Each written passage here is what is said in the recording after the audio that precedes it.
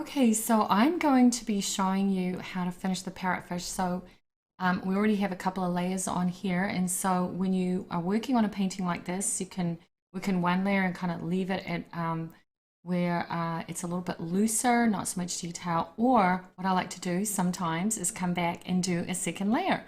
So this painting is already pretty much dried off. So now what I want to do is come back and show you how to put some more detail on there. So I'm going to start with the eye because the eye is really important because you want to get some of the lighter colors around the eye. If I put a lighter color around there, it's going to make that eye stand out. So I've actually mixed in some thicker white paint into my blue. And what that does is helps the pupil of the eye really stand out a whole lot more. And what I'm going to do right now is just grab a wee bit more of that paint and go over the top so it kind of blends, and over here a little bit more.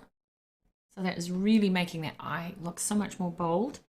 And the other thing too is I just want to take a little tiny bit of white paint and put a tiny small dot, because now we see that we have a highlight. And I'm going to rinse my brush off.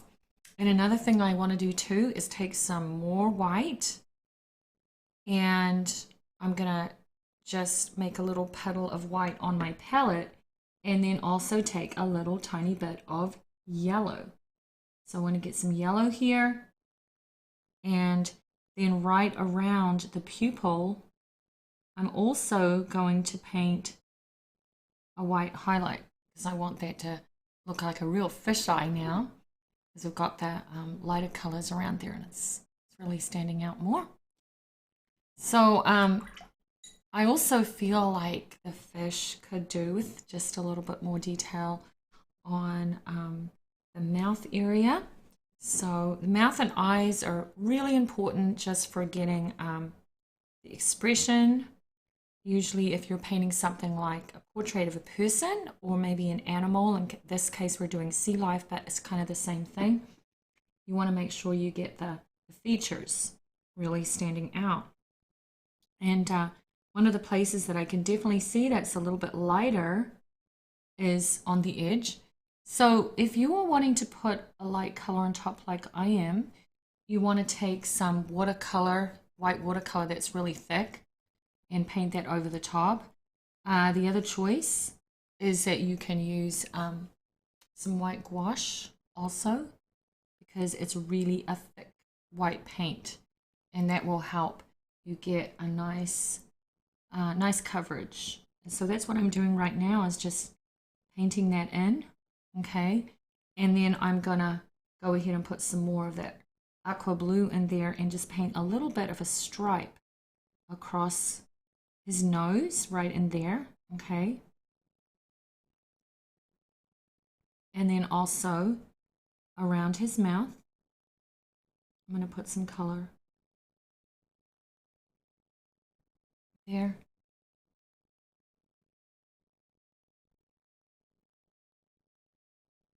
Right there. And we'll come back over here. And I also can lay in another little zigzag stripe of some of that aqua blue, just so we get some more interesting markings. And that's a really fun thing about working on the details, is you get to really see it come to life. Okay, so some more of this in here, and then just lighten this up a little bit. Now these parrotfish are really amazing because they have so many vibrant colors on them, and you can just have fun painting in the markings.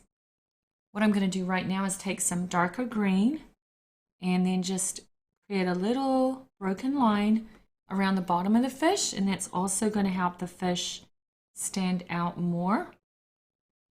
And let's take some more of this blue, and I'm going to do the same thing here. Just use the tip of the brush and drag it all the way along here, okay? And then also here.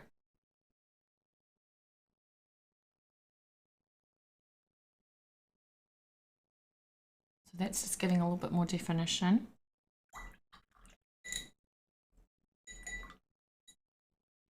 And then I also want to go for some of this darker blue right in here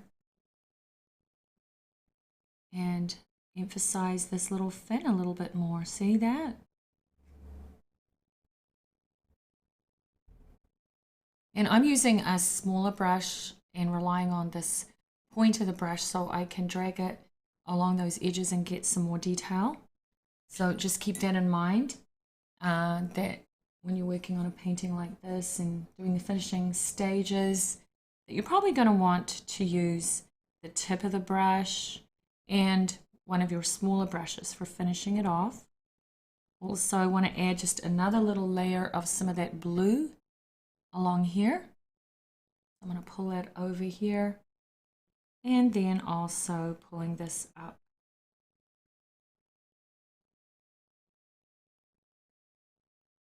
This is a good time that you can smooth out any of the edges too. I think you need to do that. Now, if you look at tails of fish, they usually have these little lines on them. So I'm gonna take some brown and make a little puddle of it. And using just, once again, the tip of my brush, I want to come back over here and add just some lines just to add more detail on that tail. See that?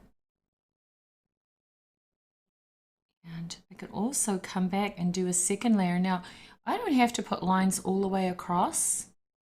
If I just put it in a few places, your eye kind of fills in the rest. And I think it looks a lot more natural and realistic sometimes when you don't necessarily have to put lines everywhere, just in a few places. Same thing in here. Just pulling that down. And then I'm going to come back, taking some aqua blue, some more of this beautiful aqua blue. This is a color that I just really like to use. And I'm definitely noticing that on the body of the fish here, there's some little shapes that I want to maybe paint in a few of those. And I'm going to show you this technique that I like to use when I'm working on details. Say I might do some shapes like that to emphasize some of the colors that we're seeing on the scales, right? But then second step is I just take a little bit of water on my brush and go ahead and soften that edge. And that is a really nice technique because what it does is it helps the paint to blend in really nicely to the layers that are already dry underneath. Okay, I'll show you again what I mean. Putting a little bit here, maybe perhaps a little bit more detail here. And then I'm just continuing to create those shapes. Okay, taking some more. These are just little skinny little shapes that I'm creating with the tip of my brush. And then once I put them down, I want to come back right away and soften the edge. So it makes the edge a little bit more blurry and not so sharp looking. And that way it has more of a blended appearance. And it seems to look like it's now part of the surface there because those edges aren't quite as sharp.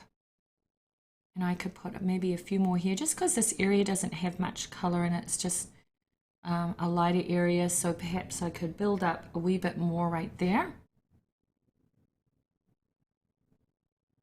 And also over here, you can see how that's really helping it come together beautifully. And then once again, I will take my brush and just soften it. It'll help blend everything really nicely.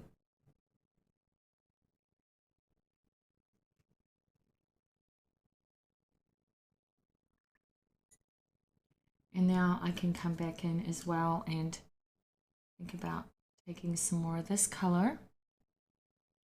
I just want to put some little patches of some purple just because I really love the color purple. And I'm going to layer that over the top.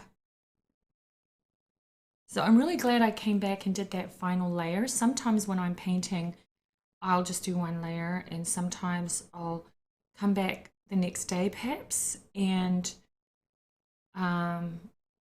go ahead and add those details. And I think that especially when you're new to painting in watercolor, or maybe it's a brand new subject for you, you might find you'll enjoy the process a lot more if you feel like you can do it in baby steps. Okay, and definitely come back with more of a fresh eye when you do it that way.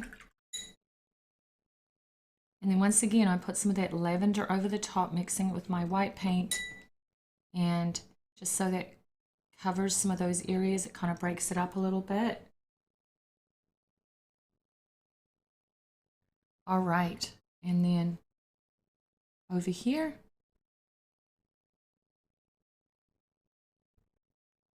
all right. Okay, so that's pretty much it for this painting. I think that looks like it's finished, and that was so much fun, and we'll definitely be working on some more exciting topics, exploring all kinds of interesting subjects in nature. So I'll see you soon.